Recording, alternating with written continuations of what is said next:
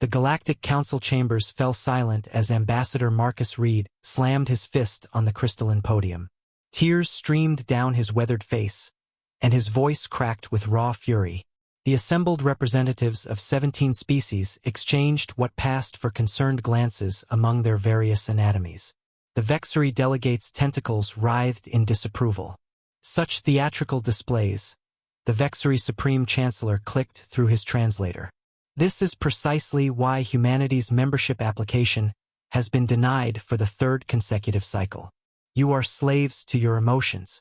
Irrational, unpredictable, dangerous. Marcus wiped his eyes, his shoulders shaking. The Korthax representative, a silicon-based life form that communicated through precise electromagnetic pulses, added their assessment. Statistical analysis confirms. Human emotional volatility exceeds acceptable parameters by 347%. Logic suggests isolation until species achieves proper emotional regulation. The human ambassador laughed then.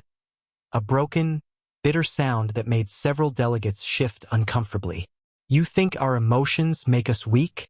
Marcus pulled up a holographic display. Let me tell you about Colony 7. The image showed a human settlement on the frontier, basic prefab structures against an alien sky. 3 months ago, the Zealothi Empire attacked this colony. Unprovoked. They calculated, quite logically, that eliminating 10,000 humans would secure their border without significant retaliation. After all, what's 10,000 lives against an empire of trillions? The Zealothi observer remained motionless, their 4 eyes betraying nothing. But they didn't understand something fundamental about humans, Marcus continued, his voice growing stronger. When we saw the footage of children's playgrounds turn to glass, when we heard the final transmissions of families saying goodbye, something happened. Not to our military, not to our government. To every single human across 300 worlds. He paused, looking at each delegate in turn. We got angry, really, truly, irrationally angry. The kind of anger that your species bred out of yourselves eons ago in the name of civilization.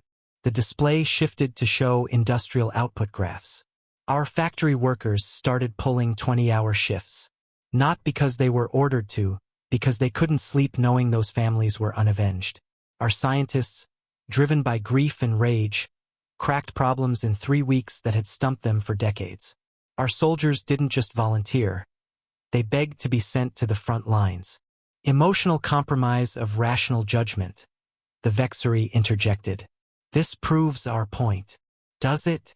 Marcus smiled grimly. Our emotionally compromised forces didn't just defeat the Zealothi fleet.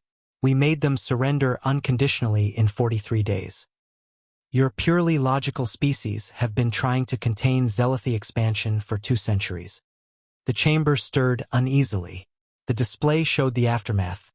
Zealothi worlds untouched, their population unharmed, their empire intact but forever changed. We could have annihilated them, Marcus said quietly. Our rage certainly demanded it. But here's what you don't understand about human emotions. They're not just about destruction. The same captain who led the assault fleet also lost his daughter on Colony 7. When he accepted the Zealothi surrender, he was crying. But he accepted it anyway, because alongside our rage we felt something else. Mercy, hope, the possibility of redemption. The Zealothi observer finally spoke, their synthesized voice barely audible. The human commander spent 3 hours with our surrender delegation. He showed us images of his daughter. He spoke of forgiveness. We have studied logic for millennia, but we could not comprehend why he did not destroy us when he had both the power and justification. It was unsettling. Marcus nodded. That's the thing about emotions you've all forgotten in your quest for pure logic. They're not just about feeling. They're about connection, purpose, drive. You calculate the optimal solution. We feel our way to the right one. He pulled up one final image, human relief ships arriving at Zealothi colonies, bringing medical supplies and food. The same emotions that drove us to war drove us to help them rebuild. The Zealothi Empire has applied for protectorate status under humanity. Not because we conquered them with superior technology or strategy, but because we showed them something they'd forgotten existed. Compassion born from understanding loss. The council sat in stunned silence. Finally, the ancient Etherian sage spoke, their ghostly form shimmering. Perhaps we should reconsider humanity's application. Marcus Reed stood tall, tears still glistening on his cheeks, unashamed. Take your time deciding. We'll be too busy feeling our way through the universe to wait for your logic to catch up. As he walked from the chambers, he heard the unprecedented sound of heated debate erupting behind him.